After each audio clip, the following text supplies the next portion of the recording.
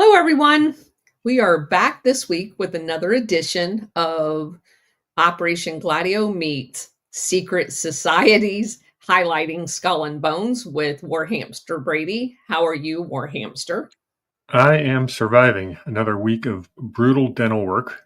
Got the wisdom teeth done Thursday and not too much swelling. So I think surprisingly, I'm good to go.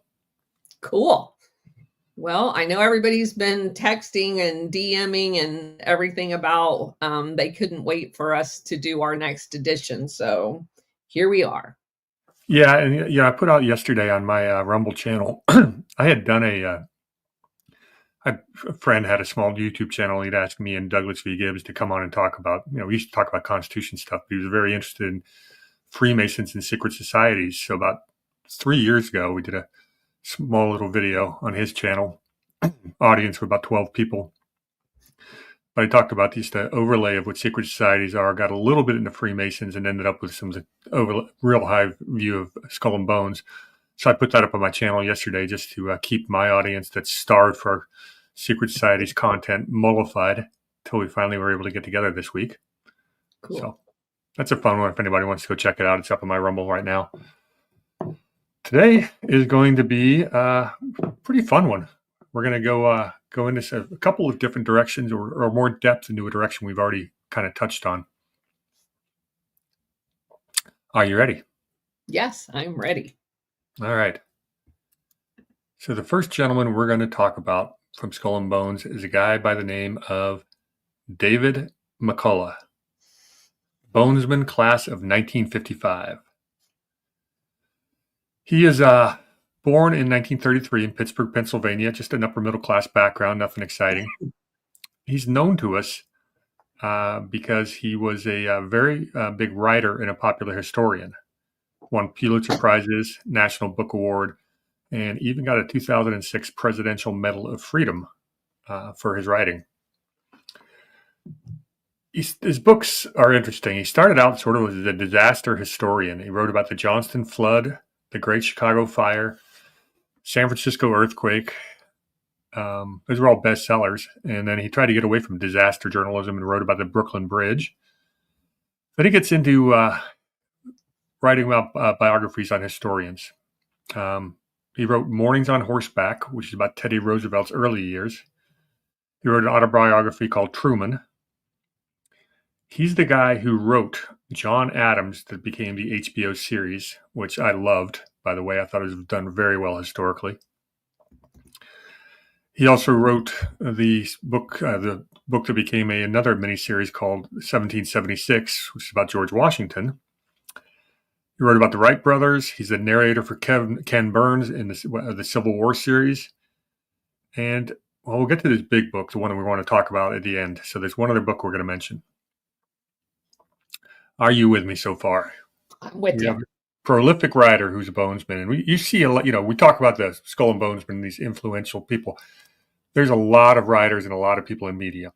And the reason for that is pretty obvious. They want to control the narrative. They have to tell a story. Exactly. All right, so he gets out of school and he gets hired to write for Sports Illustrated in 1956. For those who don't know, Sports Illustrated was founded in 1954 by Time Incorporated. Of course it was. Which, of course, was founded by Bonesman Henry Luce. The Wikipedia will tell you that Sports Illustrated was founded by a guy by the name of Stuart Sheftel, but Luce was in on it too. But Sheftel's interesting.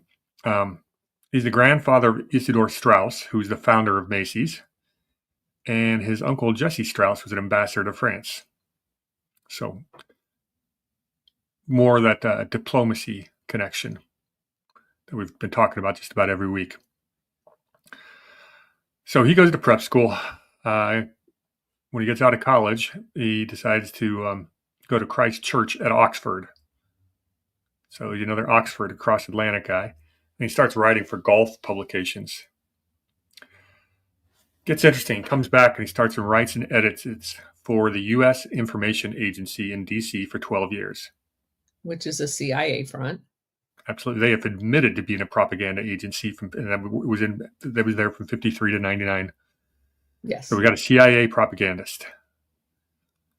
The former USIS posts became field operation officers of USAI. In 78, it merges in the Bureau of Cultural Affairs.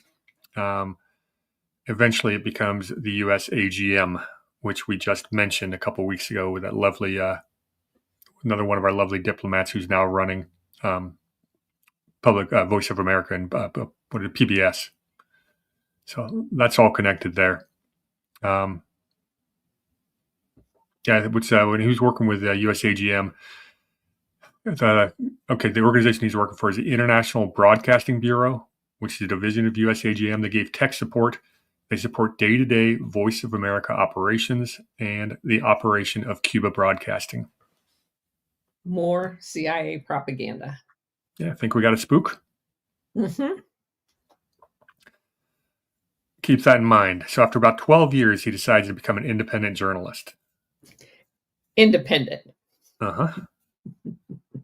Well, when people ask him about current political affairs, whether Republican or Democrat, he always says, I specialize in dead politicians, not live ones, which is an excellent out, I think.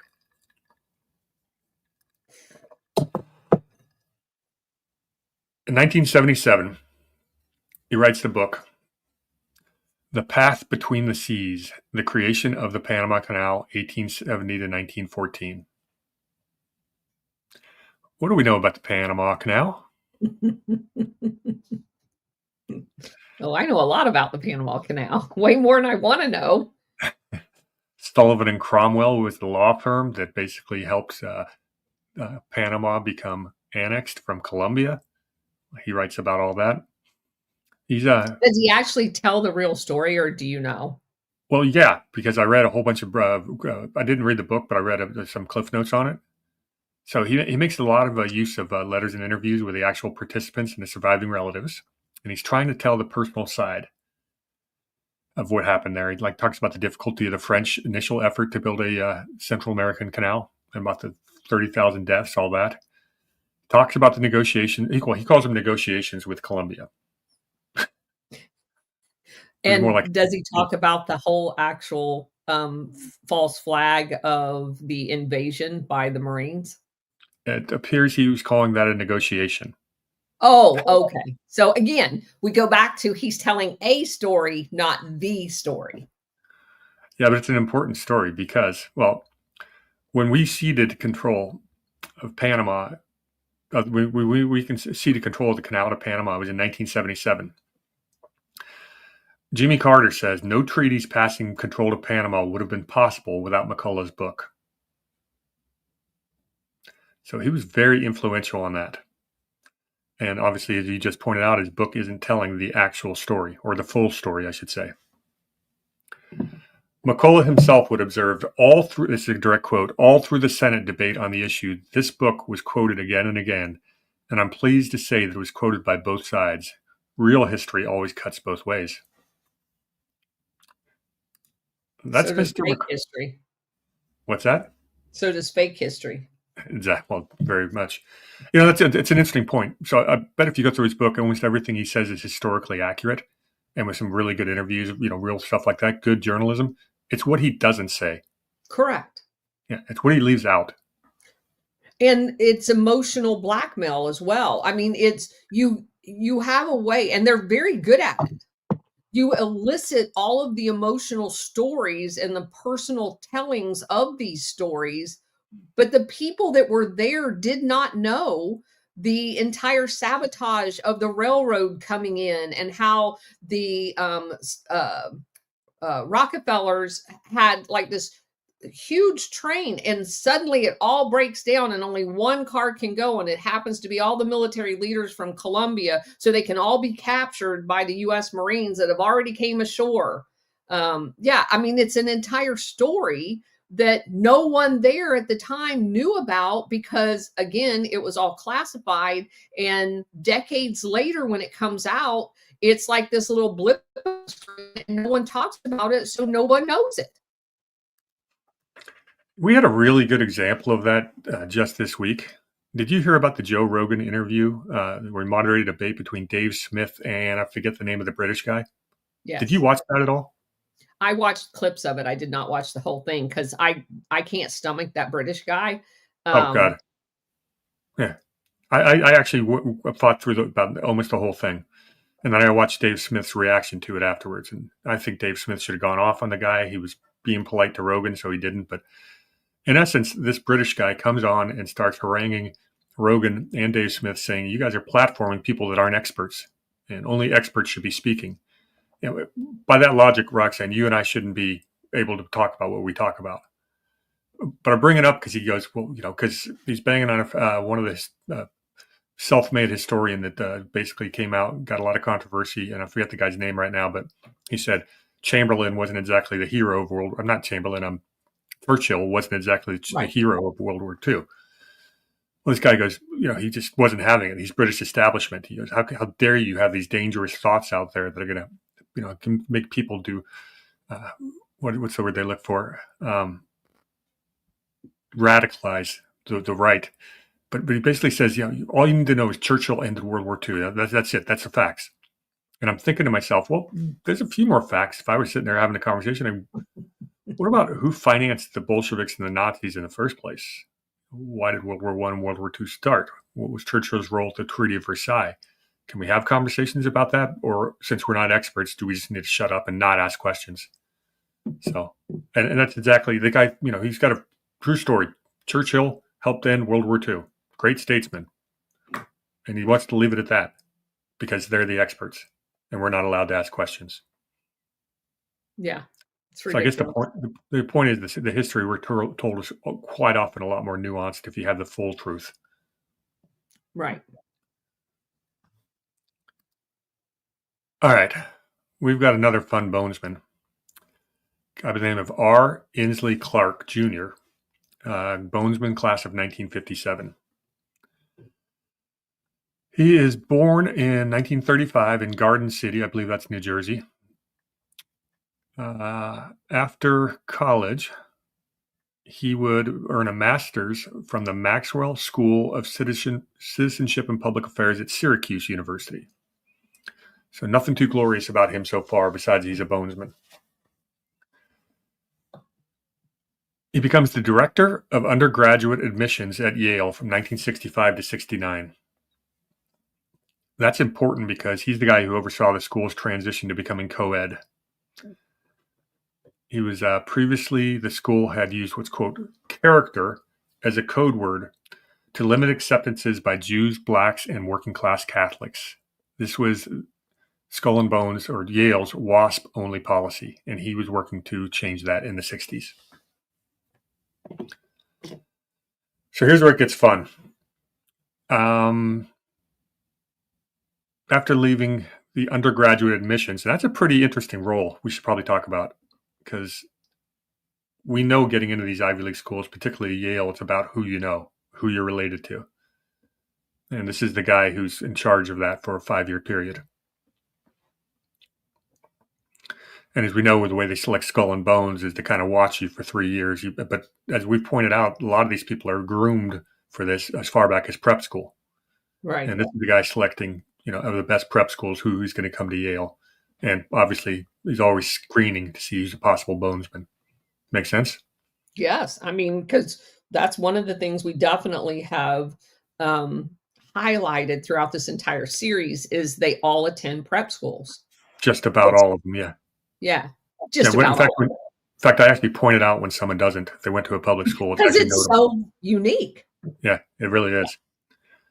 And we're going to talk a little about prep schools, and we're going to jump into this now because I think it really, if you look at this whole pipeline of how our country's run, by the intelligence agencies, the politicians, the legal system, all these hand-selected people that just get promoted to the best positions because of their connections, not because of merit. It starts with the prep schools, goes on to the Ivy League schools, particularly Harvard, Yale, the secret societies, and Skull and Bones in particular. From them, they go to Harvard. It's the same pipeline, Harvard Law, quite often, and they always end up in these key positions. But it does start at the preparatory school. So where does this guy go to work next? Well, he becomes the headmaster and the president of the Horace Mann School in the Bronx. I know a few stories about that one. Well, we're going to talk about it today. Good. That's good. Um, it's actually, let's talk about Horace Mann first. He's the father, known as the father of American education. If you Google the father of American education, you'll see Horace Mann or you'll see Thomas Dewey. They have pretty much the same philosophy. If you go to YouTube, about the first 10 videos you'll see about Horace Mann are all just total puff pieces about this wonderful humanitarian education for the masses, all kinds of puff pieces, but it's not really the truth. So Horace Mann goes and visits what was now Germany in the late 1840s and early 1850s. And he loves what's called the Prussian School of Education. And the Prussians have been doing this for over 100 years. What the Prussian School of Education did is it basically sets up the grade level. Second grade, you've achieved these levels. Then you pass you on to third. Then you pass you on to fourth grade, et cetera, et cetera. Problem with that, it holds back the brighter students, and you also move forward students that haven't retained what they had. You move them on just because it's part of a calendar year. It's a lot of people in education have criticized it, especially in the homeschool and smaller school environment. They've realized there's better ways of doing it, letting students advance at their own pace. But that's not the biggest crime of Horace Mann, of the Prussian School of Education. What it teaches is obedience to the state and trusting the experts. And that's our modern education system. And that's why you find people that can't think outside the box. They're in their bubble and they refuse to believe that they always trust authority. It's one of the major reasons for the downfall of American culture was the Prussian education system that we live under. Anything to add on that? No, I agree 100%. So I am not a fan of Horace Mann, but they named the school after him. It's an important school. It's a member of what's known as the Ivy League Preparatory School League, which is a number of these private boarding schools that do nothing but prep you for Ivy League. And this one is rated the #1 K through 12 private school by Niche. So Horace Mann School is no joke. Interesting little bit of scandal happened while he was there. There was a sexual abuse scandal in 2012. So let's see, this guy was in charge of undergraduate admissions, and now he's at a prep school, and now we have a sexual abuse scandal. And it was a big one. New York Times Magazine published an article by a former student, which alleged multiple instances of sexual abuse of students by teachers. They talk about how do we keep the bonesmen? How do you know they're going to keep their secrets? And some of the narratives are they've got some occult rituals, and others say there's sexual rituals. This kind of leads into that second one that maybe that's in play. Well, and one of the things as part of this whole research project that I've been on, when you start coming to the blackmail piece of how they keep the whole wheel rolling down the road, what you find out, obviously, when we were doing Whitney Webb's book about blackmail and Jeffrey Epstein, of course, he was at his Bill Barr's dad had hired him at a prep school. And so I just started doing generic searches on pedophile, sex abuse, boarding school, prep school, and your results are in the thousands. And so you find out that there is, just like what we found out with the pedophilia in the Catholic Church, there is scandal after scandal after scandal. And what happens is it takes one horrific one for 300 to come out during the investigation of the one horrific one. And so you can imagine that the problem is much more extensive than we'll ever know because of the secretness and the ability to hide it because of the people that you are dealing with. And so if you take a step back, you almost wonder if feeding your children into this system is not part of the process. Because you have to ask your question. These people are multi-generational. It's Yeah. not that they don't know. Yeah, we've had discussions on this with other people in the past, and it really, you got to look into someone's soul who would send their child into that experience. I guess Exactly. they realize that's the price for fame and fortune, apparently, and power. Yes. But funny you would mention Bill Barr because that name keeps coming up. So just the rest about that sexual abuse scandal. It was legit. A guy by the name of Tech Young Lin was an English teacher and a track coach. He admitted relations with several male students. 18 faculty members accused, spanning several decades, and the school has settled 27 out of 37 accusations. So it was legit. That was going on. So here we have the most impressive prep school in the country being run by a bonesman. Let's talk about some of their famous alumni. And there's a lot, but you're going to be blown away. The first one I have on my list is none other than Bill Barr. Of course. Yeah, he's one of them. Alex Berenson is an alumni. Really? Yep. It's Well, that interesting. is interesting. Yeah, well, not all these people that go through these schools or even all the Skull and Bonesmen end up being bad actors. I think some of them just don't have the mettle to go that direction, or Berenson may be more than meets the eye. I mean, he's wide awake on some issues and still has his eyes closed on others. That's true. So, yeah. Here's a couple of fun ones. Guy by the name of Alan Blinken, the ambassador to Belgium from 93 to 97.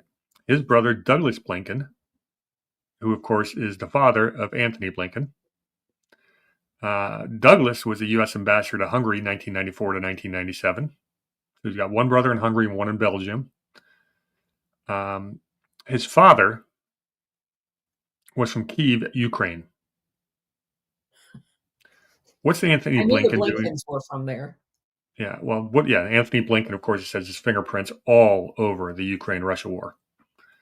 Think he's got an axe to grind? Little bit. From 2000 to 2004, Douglas Blinken was the Secretary General of the World Federation of the United Nations Associations. Huh. These are the NGOs that do everything from help with human trafficking to regime change. This guy is the Secretary General of overseeing the United Nations Associations. Anthony Blinken's father. So in 2015, George Soros's Open Society Archives in Hungary were renamed for the Donald Blinken Open Society Archives after a major donation from him and his wife. So a little deep state for the Blinkens, huh? Yeah. There is another interesting alumni by the guy by the name of Chao Chu-chi. I know who he is. Go ahead. I just know him from, he was like the interpreter for Mao. Not only Mao, but Zhao and Lei as well. Yeah. Your memory is awesome. Well, the reason why I thought that was very interesting, and I didn't even know that he went to this school, but he was very Americanized. And I always thought that was odd if we're supposed to believe that China was communist China and we were supposed to be, we're all in on Chiang Kai-shek. Was this guy a spy? My mind always goes to those types of things because that's what we do when we want to indoctrinate. We send them to Oxford for the Rhodes Scholarship because they're going to be on a track to be somebody or something in this network in the international syndicate. And so what I have found very interesting is the people that we educate in the United States, they generally educate them in the United States so they can go back and play a covert role in their foreign country. Yeah, and we're seeing that pop up in the news this last week, where the China and American exchanges they're starting to talk about kicking some students out and revoking visas. And I know China was just number of years back, but I guess I don't know if it's official proclamation or it's understood that if you're a Chinese student residing in America, you are de facto an intelligence agent. You are But required. right. But how crazy is this? The State Department, the USAID, the CIA all have scholarships to get foreigners to include China to come to America so they can co-opt them in as spies and send them back to their foreign country. So are we going to stop it, or do we just have a double standard that says China shouldn't do it? Because our people that we send over there, we try to indoctrinate them as well. We try to get them to spy on the foreign countries. That's the entire purpose of the Peace Corps and every other humanitarian thing that we do. We don't do a damn thing that's humanitarian. We do a bunch of shit that's spying called humanitarian. Cultural exchange or cultural, yeah, whatever. You know what I mean? The Congress for Cultural Freedom. Well, that's why it's pretty. So you have an interpreter for two chairmen of the Communist Party of the CCP is educated in America, rubbing shoulders with the future leaders of America. Yes. Which side is he on, though? So the question is, how do you know which side someone's going to be on? And isn't that not a recipe for a lot of double agents? Yes. Yeah. That's why I have now questioned everything I ever thought about the original Communist Party, because nothing makes any sense if you actually know the facts. Yeah, and I agree that to a certain degree, although I do acknowledge that there are a lot of these countries had true ideological Marxists, and that was behind that. But that doesn't take away from your major point that quite often. Yeah, no, I agree. I'm not saying they're good or bad. I'm just saying I question everything we were ever told. Well, you're not an expert. How can you do that? By the way, I have a few degrees on the wall. What does it take to qualify as an expert? Does it just mean that you're saying the establishment, you're an expert as long as you agree with the establishment? Well, that's what that guy, yeah, that guy meant that. I think he destroyed himself. That's most of the consensus opinion during that debate. I'm going to rewatch it again. I mean, it was like watching a car wreck in real time. But isn't that what happens with every one of them, which is why they don't want to debate? They don't want to debate the facts. They want to just use a bunch of ad hominem attacks and use false logic. And yeah. Well, how many people would debate you or I on this stuff? And I don't qualify as an expert. I just happen to read a little bit of history. Correct. All right, the next alumni of the Horace Mann is none other than Ray Cohn. I saw that. Is that crazy? Yeah, somewhat of a mentor to Donald Trump, but more importantly, he was an aide to Senator McCarthy and the lead prosecutor of the Rosenbergs.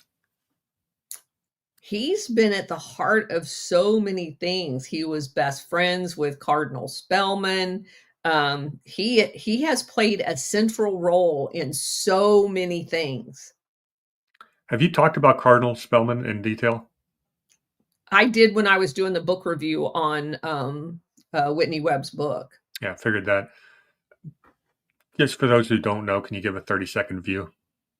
Well, the 30-second view is he was in New York, the equivalent of the guy I've talked a whole lot about, Marcinicus in Chicago. They both had intimate ties with the mob and the underworld of both of those locations. Spellman basically was accused of being a pedophile and have frequented the Blue Suite, in the hotel in New York City, where supposedly the FBI director had been compromised. And then there were spy equipment set up in there so they could blackmail everybody as well. Yeah, I had to read that chapter twice when I read Whitney Webb's book, and I went and checked all the sources on that, or a bunch of, because she always cites her sources. That story appears to be 100% true. Yeah. Yeah, which is scary. So that's Ray Cohn. He's, went to school there. Guy by the name of David Kornstein, who's another U.S. ambassador to Hungary, and I'm wondering why there's so much Hungarian connections, and then I think about George Soros. Yes.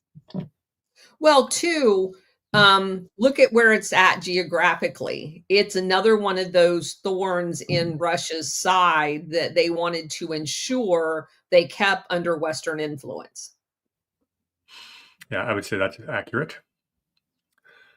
Got another guy named Jerome Allen Danzig, and he was a reporter and a news producer, but most well known as being a personal advisor to none other than Nelson Rockefeller. Fun one, Valentine Davies, the guy who wrote Miracle of 34th Street. It's pretty cool. Guy by the name of Peter Deutsch, the former Florida congressman. Oh, yeah. Can we talk about him for a minute? Go for it. So he's very interesting. For I came across him a couple of different times in some of my. Of course, he graduated from Yale too. That's where he went to law school, and he let's see. To me, his big thing is, you know how they use the committees to bury stories, right?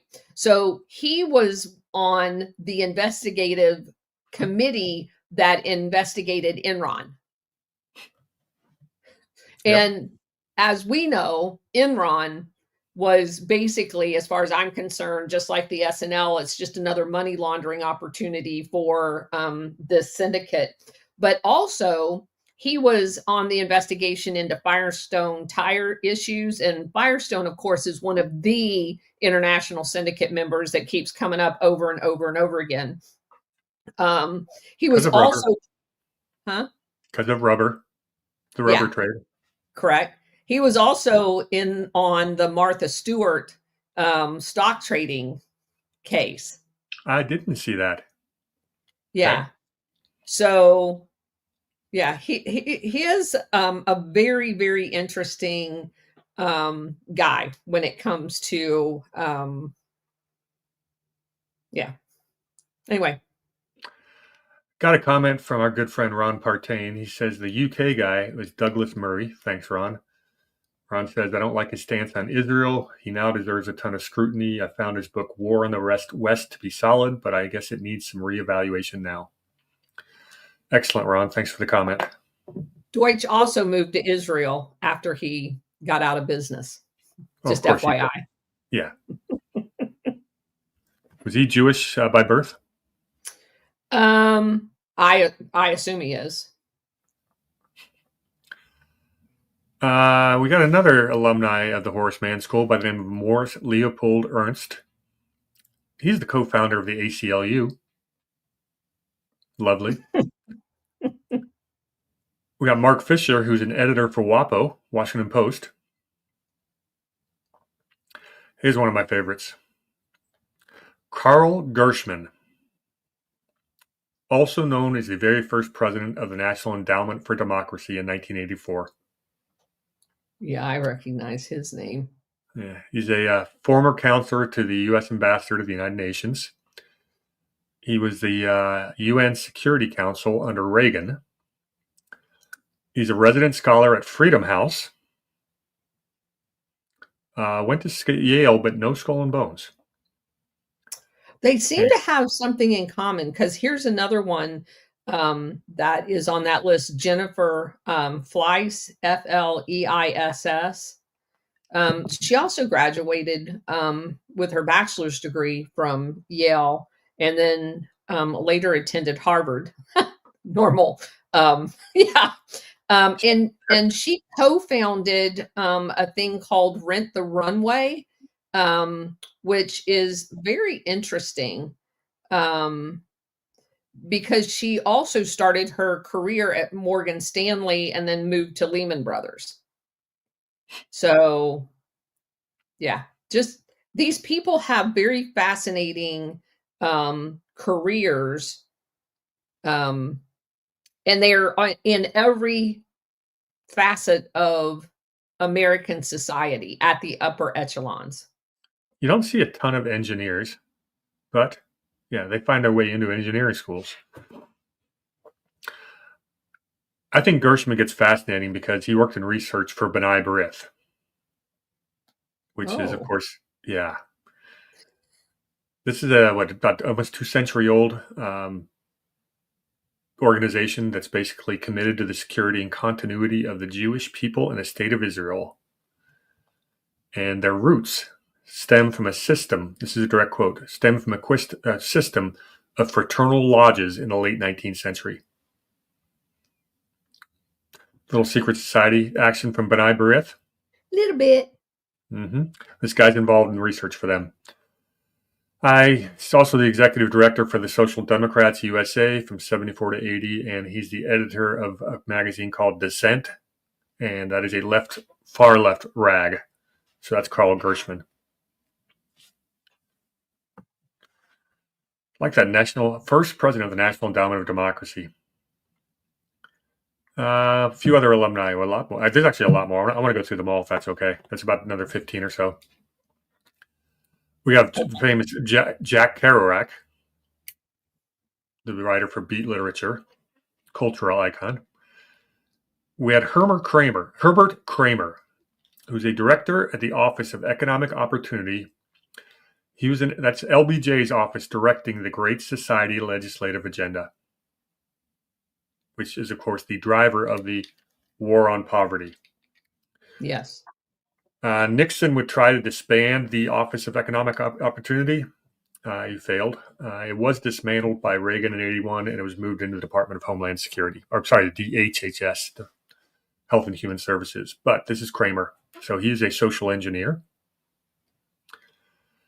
Oh, another fun one. Ira Levin, the author of Rosemary's Baby and Stepford Wives. Yeah, what's up with that one? It's just the literary, who knows? But, not everybody who goes to these schools is going to be a rotten apple. No, but I mean, I don't know. Have you ever watched the Stepford Wives? That's creepy as hell. I mean, it's basically 1984 on steroids. I've never seen it. I don't watch that kind of TV. Oh my gosh. As a matter of fact, it's funny because if you go to Disney and you go to, oh shoot, I'm going to forget the name of it. The community that they built just outside of Disney World, it looks like the community from Stepford's Wife. It's the scariest damn thing you've ever been in. Okay. I will take your word for it. Holy crap. Well, okay. Well, I'm glad I brought him up. Another fun one, David Mandel, the producer of Curb Your Enthusiasm. It just shows to show you these people, whether it's, anything malicious about what they did for a living, just the people they meet in their prep schools just lets them get into these positions, being very influential for good, better, and different. But by controlling art, you control culture. By controlling what people watch in the movies, you control culture. So I think these are their propagandists. Quite often. Yeah. We got James Murdoch, son of Rupert Murdoch. We got Rebecca, and by the way, he's a bad apple. We got Rebecca Oppenheimer, graduated there in 1990. She's also obviously a daughter or granddaughter of Oppenheimer himself. She's also an astrophysicist, someone to keep an eye on. Someone named Generoso Pope Jr. He's the founder of National Enquirer and American Media, Inc. Again, culture. Uh-huh. You got Paul Rappaport, who's the co-founder of New York City's LGBT efforts. Because, of course. Can I talk just real quick about General Thomas Power, which I actually am surprised that his name is on here. Although everything about the military surprises me these days. I had heard about him. I obviously have read a lot of military history. And his career is quite amazing because he was early on. He ends up being the commander of Strategic Air Command at the end of the 1950s. He is very well known of having been at a lot of the original first in the Air Force as the different missions that they flew and stuff like that.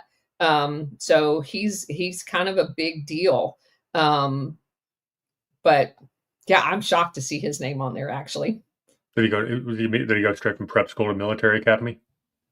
Um, let's see. It doesn't say where he got his commission.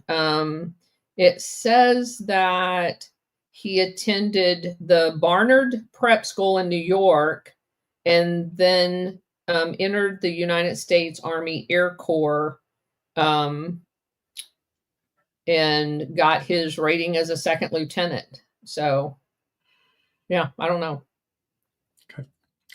All right, going a little further down the list, we've got, of course, Renee Richards, the tennis player and trans rights activist. Thought that was fun.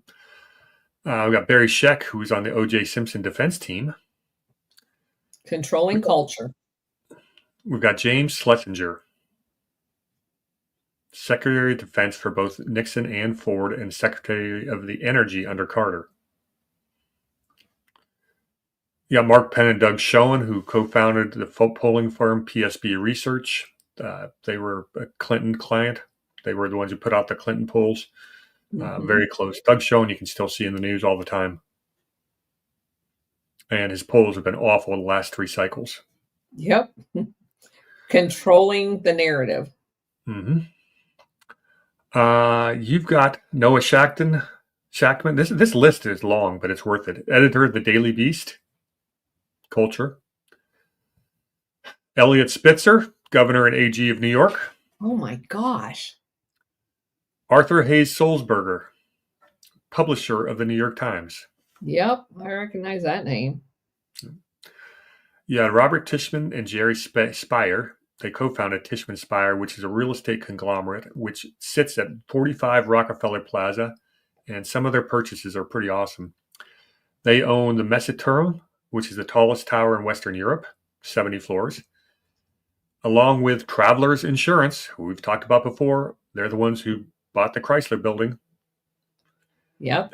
They bought the Rockefeller Center in 2000, the MetLife building in 2005, and along with BlackRock, they acquired the Stuyvesant town in New York, which of course was surrendered to the lenders in 2010, so that one went bust. And most recently, they sold 666 Fifth Avenue to Jared Kushner's companies in 2006. Wow. Yeah, so that's a pretty good resume of real estate. Okay, last one from there is someone named Gideon Rose. The name ring a bell? Not off the top of my head. Gideon was twice the editor of the magazine Foreign Affairs, which is the publication of the Council of Foreign Relations, which of course he was a member of. And the person he replaced as the editor was none other than Fareed Zakaria. Yeah. That Gideon Rose. He was on the National Security Council, right? He was Clinton's national security director. Yeah, he was an NSC, not director. Okay. He was associate director for Near East and South Asian affairs in 94 and 95. When we were selling all of our secrets to China? Or giving them away, actually. Well, it says Near East. Isn't that former Soviet bloc? Oh, maybe.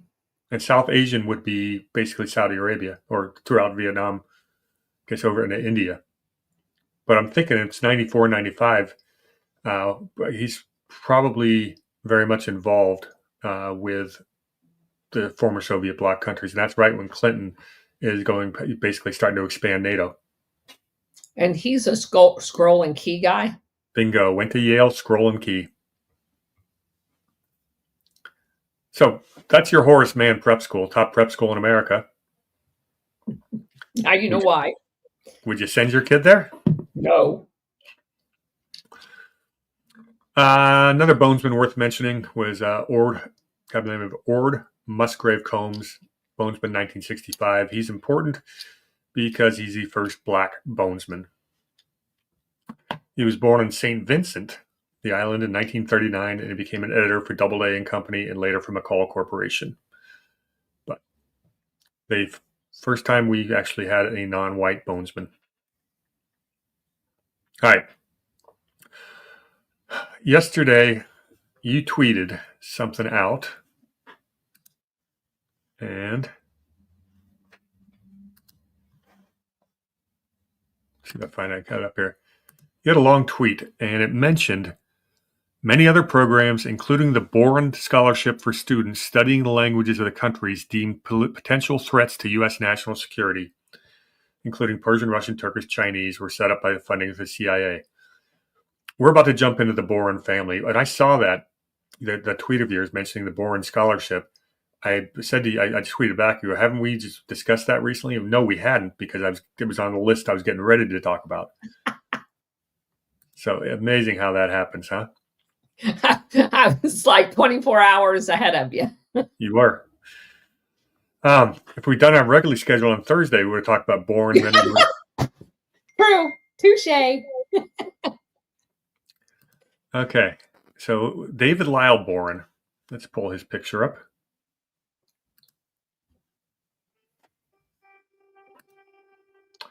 I got to be quicker at this, don't I?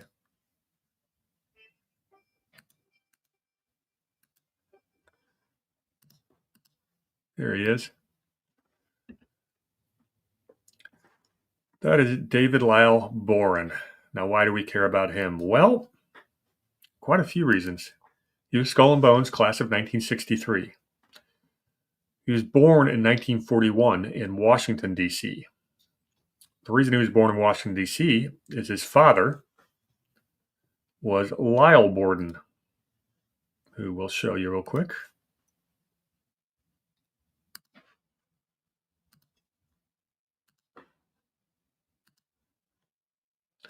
Here's Lyle.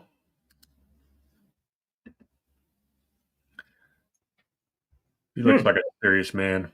Yep. Why do we know Lyle? Well, he was a U.S. House member, House of Representatives for Oklahoma from 1937 to 47. Known as a small government Democrat from Oklahoma. These are Democrats. When he got left in 47, and a lot of it had to do, he was anti-union, and he actually lost a primary to someone who was pro-union. So he was a little bit of a maverick of a Democrat, but he stayed really active in Oklahoma politics. Fun fact, his sister is the one who wrote Heartbreak Hotel for Elvis Presley. Ooh. Yeah. In 1938, Boren told his fellow congressman, this is a direct quote, "The greatest problem in America today is to erase the question in the minds of men, what is the government going to do for me? And replace it with the question, what can I do for my country?" Does that sound familiar to you? Yeah. Yeah, JFK plagiarized him. All right. And that's Lyle Borden. He was pretty well known as a centrist Democrat, which you have to be because your constituency in Oklahoma is mostly going to be conservative. But obviously he was a mover and shaker in Oklahoma for a long time. David Lyle Boren, who was the second one we looked at, he's the bonesman, also has a son who's notable enough to show his picture because you may recognize him.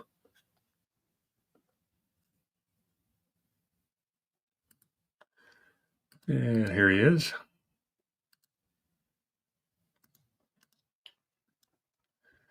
This is Dan Boren. Now, he's been on your TV screen a lot in the last 20 years. There's a reason for that. He's an interesting guy. He's born in 1973 in Shawnee, Oklahoma. You can tell he's got a little bit of American Indian to him. Goes to school at Texas Christian. He got his MBA from Oklahoma. This whole time he's a staffer for Congress and Senate, so he's rubbing elbows with the D.C. crowd because of his father and grandfather. He would become the Democrat U.S. rep from Oklahoma from 2005 to 13. So in recent times, he was at U.S. House of Representatives from Oklahoma. Sat on some interesting committees: Committee of Armed Services, Committee of Natural Resources, the Permanent Select Committee on Intelligence. When he was on that, he was on the subcommittee on terrorism, human analysis, and counterintelligence. This is 2005 to 2013. He's on this committee. What is going on with that the PSCI is looking at this point in time? Well, from 2005 to 2013, they're basically doing all of their Iraq, the Arab Spring. Arab Spring is what I was getting at. Well, but all of that. I mean, Afghanistan. He would know about every because in order to the whole reason they set up that committee is so that when the president signs findings about assassinating foreign heads of state, that they get briefed. So he knows about all of that. Yeah, and let's just say this is the House version of the Senate Select Committee on Intelligence is almost as bad in terms of knowing all the dirt. So he's basically was trusted for the obvious reasons. And what in his background gave him the bona fides to be on the Intel committee? Yeah, especially when you get into what his dad did. So his dad, the Bonesman, we'll get there. Okay. He was co-chair and whip for the Blue Dog Coalition, so he is a centrist, just like his grandfather. He was one of 40 Democrats to vote against the Affordable Care Act. In 2008, he was elected to the board of directors of the National Riflemen's Association. And he voted that's required from Oklahoma. Yeah, I would think so too. And of course, he was against the Iraq surge when they wanted to escalate that. So kind of a centrist political, but obviously a player. So are you going to mention that his first cousin is married to Paul Ryan? That was the mic drop. Oh, well, I'm sorry. I thought we were moving on back to his dad. Sorry. Nope, not quite yet. No, his first cousin was Jenna Little Ryan, is married to former Speaker of the House, Paul Ryan. That's freaking crazy. Yeah, it's funny. He's married to a woman named Andrea Heupel, who's the sister of Josh Heupel, the quarterback of the 2000 Oklahoma National Championship football team. So fun stuff. And also another fun family connection is his maternal grandfather helped found the American Party that supported George Wallace in 1968. So basically, we're talking about the family that is probably the deep state of Oklahoma politics, 3 generations worth. And what is he doing now? He's the president of corporate development for the Chickasaw Nation. And anybody knows, well, if you're in California and Oklahoma, you definitely know these things, a few other states, but tribal politics is big business. In California, the second biggest lobbyist group in the state are the Indian gaming casinos. And basically the politicians do whatever the heck they want. And most of the people on the reservations don't get a penny of it. So, and this guy's put himself in that position. So it is not a position I really admire. Well, also, I just need to mention the fact that apparently on these Indian reservations, there's a lot of nefarious things that go on because they're a very closed, self-policed entity as well. I mean, that's where we found some of the shenanigans of the government, nefarious pieces of the government trying to manufacture weapons and all kinds of different things. Pinkerton presence there, labs of various varieties. So that's a very interesting connection too. Yeah, and you think about this. This guy stepped down from a prominent seat in Congress to work for the Chickasaw Nation. So again, I would say that there's a lot. So hear me out. He sits on the Intelligence Committee, which controls what parts of Operation Gladio they do officially. And then he moves to an Indian reservation supervisor kind of thing. So that probably bears some further investigation. Yeah, I'd say so. So let's go back to our bonesman. Now we know about his son and his father. This is David Lyle Boren. He attends public schools in Seminole, Oklahoma, and Bethesda, Maryland. Goes to Yale, studies American history with honors. He's a member of the Yale Conservative Party, family of Democrats, but a member of the Yale Conservative Party. And he was ROTC. Gets done with school and gets done with Yale and becomes a Rhodes Scholar at Oxford. What were you saying earlier about the cultural exchange? Sounds like Bill Clinton. He comes back, gets his, we're going to spend a lot of time on the Rhodes Scholarship and when we jump across the Atlantic. So I'm just going to parse over it now, but that's a very significant thing when our bonesmen go to Rhodes, go to Oxford. That's significant. Because it's almost like its own private college kind of version. Yeah, it's private schools. Yeah, it's a prep for bigger and better things. And when we talk about Cecil B. Rhodes, we'll go really deep into why he offered the scholarship and actually how well that's performed in terms of grooming. Basically the predecessor for the World Economic Forum's young global leaders. That's what the Rhodes Scholars are. He comes back to Oklahoma, gets his JD in law at the University of Oklahoma. He's the captain of the Oklahoma National Guard for about 10 years, and he serves 4 terms in the Oklahoma State House. Probably pretty easy to get elected with his father being basically the what's the word we look for, the puppet master of Oklahoma politics. In 1974, he defeats a Republican by the name of Jim Inhofe for the Oklahoma governor. And at 33 years old, he's the youngest governor in Oklahoma history. Wow. Yeah, the 1970s, big energy crisis going on. He's arguing for deregulation. And he was correct, by the way. Runs for U.S. Senator in 1978. And that was a tough election. He had to, first of all, he's accused of being a Republican. And so he had to swear on a biography of Truman that he wasn't a Republican. Then he gets accused of being gay, so he swears on a Bible that he was never gay. But he ends up getting elected as senator in 1978.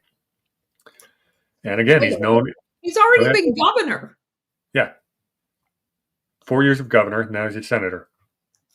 And they make him go through all of that to be a senator when they let him be as governor? It was a pretty nasty primary, apparently, in the Democrat Party, and it's because he was a centrist. The union people in Oklahoma do not like centrists. But doesn't that tell you everything about the importance of us being a senator versus being the governor, where it should be asked backwards? Yeah, I've had a lot of conversations about that. When Trump was talking about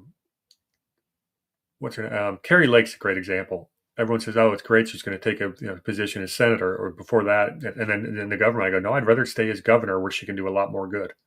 The governor has got a whole lot more power than a senator, or should. It should, but if you look at the progression, the senator should groom you to be the governor, not the other way around. But they have flipped our entire system upside down because, of course, better than most, the senator basically used to work for the governor. Yeah, well, DeSantis went from the House to the governor, and now he's probably going to go for a Senate seat. I don't know if he will or not. But, we just need to move back towards federalism and state sovereignty where the governor will be more powerful. And I've been barking up that tree for a long time, especially during COVID. I wanted to see governors stand up against the stuff, and we didn't have enough of them. I don't think a single governor in America performed during COVID lockdowns up to par. Can you talk for just a second? I have to take my camera off for just a second. I have an unexpected guest. I'll be right back. Yeah, no problem. They talk about Kristi Noem doing a great job on lockdowns, and she was early to open up South Dakota, but she wasn't perfect. They talked about DeSantis being great, but he had lockdowns first before he did a very rapid change, to his credit. And I personally would have liked to have seen a lot more governors stand up and just say no. And this gets into the territory of the ability to declare an emergency. Oh, you're so cute. These state governors and even the federal government, they try to give themselves powers under emergency situations that should never, the Constitution doesn't stop working just because there's a quote unquote emergency. Slippery slope, because what do you declare an emergency you know, who determines what it is or isn't? Is there any oversight, or can a governor just say it's an emergency? Help the state constitution. Like within the middle. Oh, perfect. Well, since she did not mute her camera, I'm going to zip it for a second, and I will probably have to edit this out when I put it up on my show. But I will. Okay, I'm back. You are back.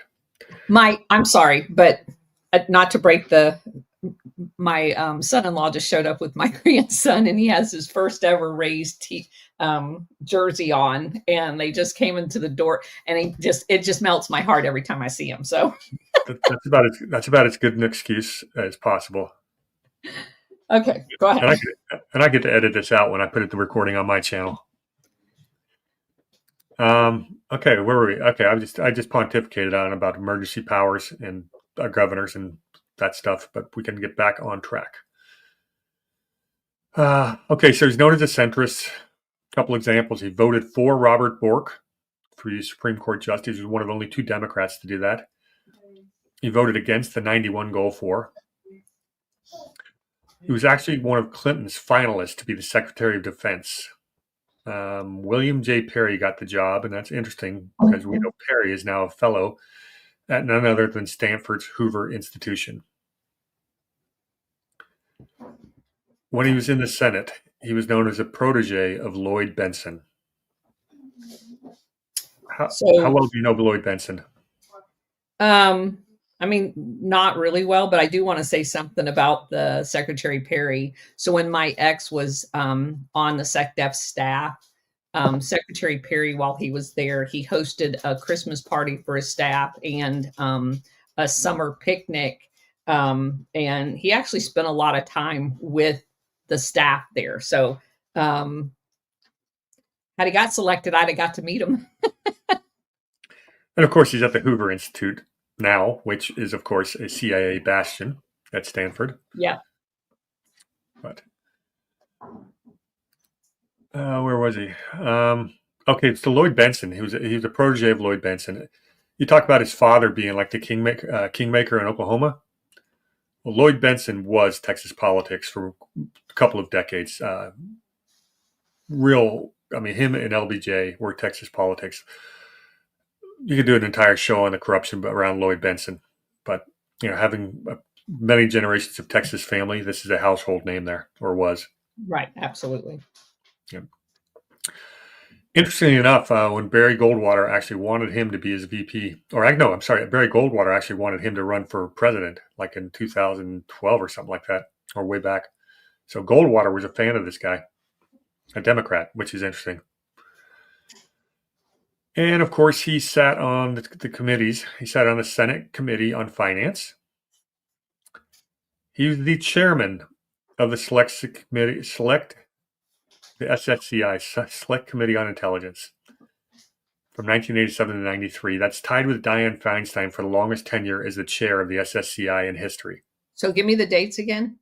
87 to 93. 87 to 93. Which means all of Bush Sr.'s time and the Iraq War. Bingo. So he knows all the secrets. Yeah. He's actually, when he's sitting on this position, he became an informal emissary to Nicaragua during the Contra insurgency. Holy crap. Yeah. He was instrumental in the release of Nelson Mandela.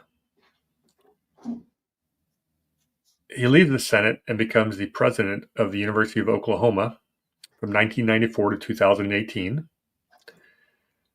He was on the board of directors to Texas Instruments, AMR Corporation, which was American Airlines parent company. Mean anything to you? Always the airlines. When he was the board of directors, he left the university as a board of directors because of a sexual harassment scandal. There were no findings, but several accusations. In 96, Ross Perot wanted him to be his VP running mate, but he declined. And he was the mentor to former CIA head George Tenet. That's interesting because they were having breakfast together on September 11th, 2001, when Tenet had to leave because of the buildings, the World Trade Center. Okay. So the guy that was in charge of the Senate intel for the longest time is having breakfast with the CIA director when 9/11 happens. Can't make this stuff up, can you? And he's a bonesman. Yes. Hey, Ron, do you have that in your 9/11 research? Oh my God. 9/11 has always been Ron's litmus test for whether someone's a true researcher or not. If you don't talk about 9/11, I'm giving him a hard time. But just rehash that one more time. Say that again for effect. So again, and not just him, his dad.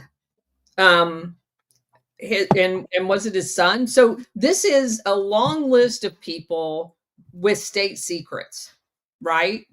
And he's the longest serving Senate intelligence chief that, again, has to be briefed. That's part of the Gang of Eight, has to be briefed. If you're assassinating foreign heads of state, if you're going to overthrow governments, all of this shit. And doing both domestic terror events, foreign terror events, which we know the CIA does. They have to come brief these people. And he happens to be having breakfast with the current CIA director when what I absolutely believe is a false flag under Operation Gladio occurred in the United States of America on 9/11 in order to further push the Patriot Act, which had already been written, by the way, and all of the other surveillance state control mechanisms. The two of them are having breakfast together while it happens. Probably watching it happen. Yep, that's what I think. That's why I left that one out there for you. Fun stuff. Do you want to touch on that Bourne? Well, let me just give you one more factoid about David Lyle. He was also the co-chair of Obama's Intelligence Advisory Board. And the poor gentleman left us, died from diabetes just last month at the age of 83. So again, God, it just keeps up. Okay, so the U.S. President's Intelligence Advisory Committee, you guys remember me telling the story of the 4512-2 National Security Action Memorandum, where they had all of these different, and I go through them quite often. They had like the 40 committee, the 30 committee. There was different names throughout history, starting from Truman on, of the body that met that kind of gave the president independent input from the intelligence. Generally, a lot of business, like the International Syndicate, that's kind of how they got their inputs in this capacity. So President Obama had this same guy who, bonesman, intel, longest serving intel Senate guy, watching 9/11 happen with the CIA director at breakfast, puts him on his Presidential Intelligence Advisory Committee for all of the shit, which they turn around with the drones and they start droning American citizens in Yemen with no due process whatsoever, and droning entire wedding parties around the world. All of the crap that happened, the regime changes that happened during Obama, the entire Arab Spring would have been briefed to this advisory panel. That's the guy. What I find interesting also is that on the 9/11 story, this is a Democrat, high-ranking Democrat senator sitting down with a Republican appointed CIA director while 9/11 is going down. And if what we're suggesting is accurate, and I think it is. But once again, this is not a partisan issue of right versus left. This is about power. There is no such thing as R's and D's or right and left. And we've proven that unequivocally. I would agree. Well, that is all I've got for today. Did you want to talk a little bit more about how you found that Boren scholarship, and is that related to these guys?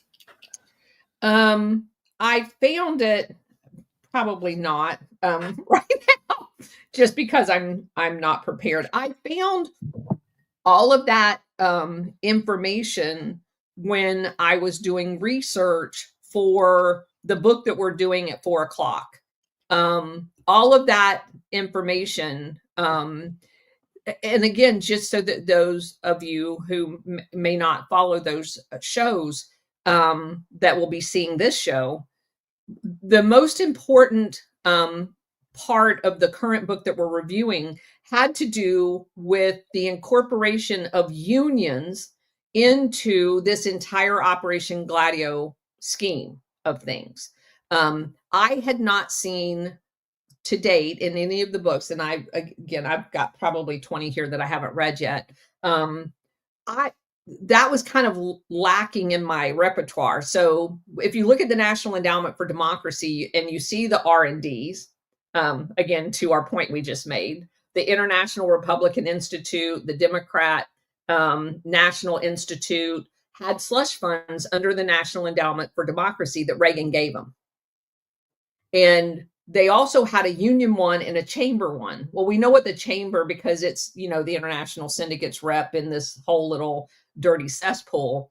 But the fact that the union one had one, and I had done some work in the book on Nelson Rockefeller called Thy Will Be Done, it goes into him using the unions down in South America to break up the trade. The people that were trying to unionize and getting paid more than 87 cents a day out of the Rockefellers and Sullivan and Cromwell clients that were in business down there. And so I knew it was a thing, but when I read this book, it goes into names and dates and details, not only just of our own union efforts here and how they totally were sabotaged, but also every one of those unions had an international body, and all of them were compromised. And they did it through the use, as we have seen, through scholarships and all kinds of other processes like that. I'll go back and look at that and see if I can tie those two together. Yeah, it's just another example of how the game really is played, and it's obviously completely different than what that British idiot said. Trust the experts. Right. But what do we know? We're not experts. Yep.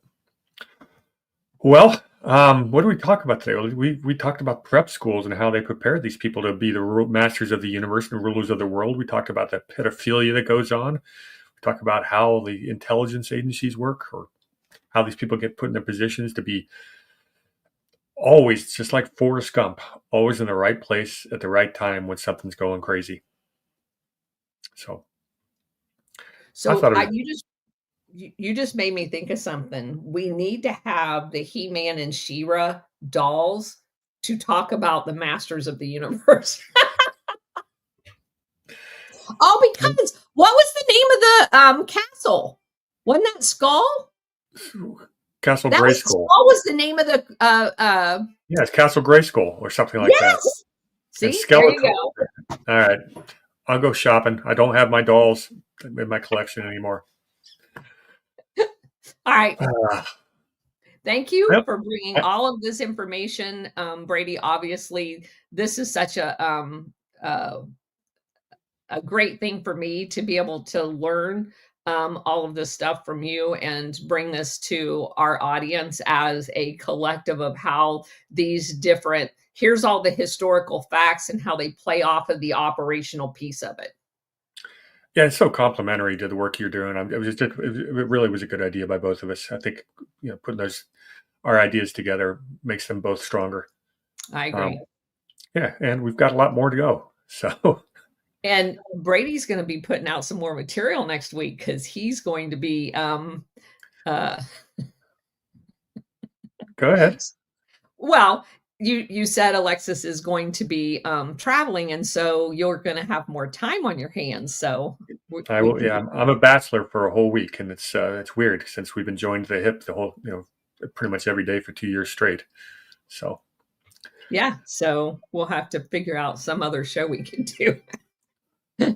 sounds good to me. All All right, right. thanks everybody. Thanks, everybody. Have a nice weekend. Cheers.